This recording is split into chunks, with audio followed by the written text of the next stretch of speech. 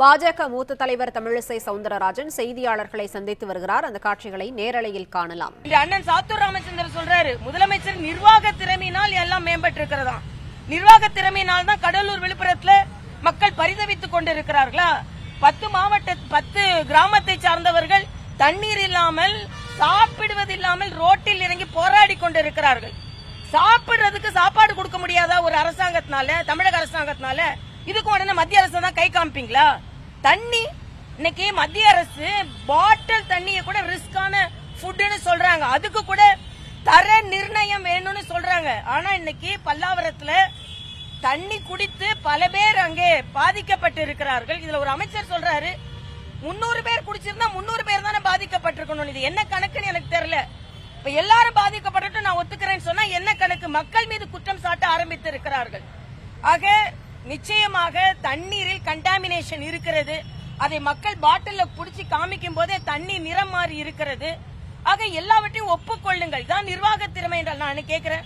முதலமைச்சரும் துணை முதலமைச்சரும் எவ்வளவு ஃபீல்ட்ல நிற்கிறாங்க, எவ்வளவு களத்தில் நிற்கிறார்கள். ஆனா இதை எதிர்கட்சிகள் எல்லாம் இதை அரசியலாக்குகிறார்கள் என்று சொல்கிறார்கள். அரசியல் இன்னும் முதலமைச்சர் அவர்களின் பேச்சிலும் அமைச்சர்கள் பேச்சிலும் ஒரு இருமாப்பு இருக்கிறது. மக்களுக்காக யார் எதை சொன்னாலும் மதிப்பதில்லை. அதே மாதிரி சாத்தனூர் அணை இன்னைக்கு வெள்ள நிர்ணயத்திற்கு ஏற்பாற்போல் மேலிடர் மேலாண்மைக்கு ஏற்றாற்போல் அங்கே அணை திறந்துவிடப்படவில்லை என்ற குற்றச்சாட்டை நதிநீர் மேலாண்மை உள்ளவர்கள் சொல்கிறார்கள். ஒரு டிஎம்சி தண்ணீர் குறைவா இருக்கும் போதே திறந்து விடப்பட்டிருக்க வேண்டும். ஆனா திறந்து விடாம இன்னைக்கு முற்றிலுமாக மக்கள் வெள்ளத்தால் பாதிக்கப்பட்டு மிகவும் பரிதவித்துக் கொண்டிருக்கிறார்கள். அதனால் தமிழக அரசு இந்த மழை வெள்ள நீர் மேலாண்மையில் முற்றிலுமாக தோல்வி அடைந்திருக்கிறது. இதுதான் உங்களது நிர்வாகம் என்றால், திராவிட மாடல் நிர்வாகம் என்றால் இதைத்தான் மக்களுக்கு நீங்கள் வலியுறுத்துகிறீர்களா என்று எனக்கு தெரியவில்லை. அண்ணன் ஸ்டாலின் அவர்கள் சொல்றாங்க, உதயசூரியனை பார்த்து கண்ணு கூசுதான் எல்லாருக்கும். உதயசூரியனை பார்த்து கண்ணு கூசுதான். உங்களோட நிர்வாக திறமை சொல்வதற்கும் எங்களது வாய் கூசுகிறது. மக்களின் பரிதவிப்பை கேட்கும் போது காது வலிக்கிறது, பரிதவிக்கிறது.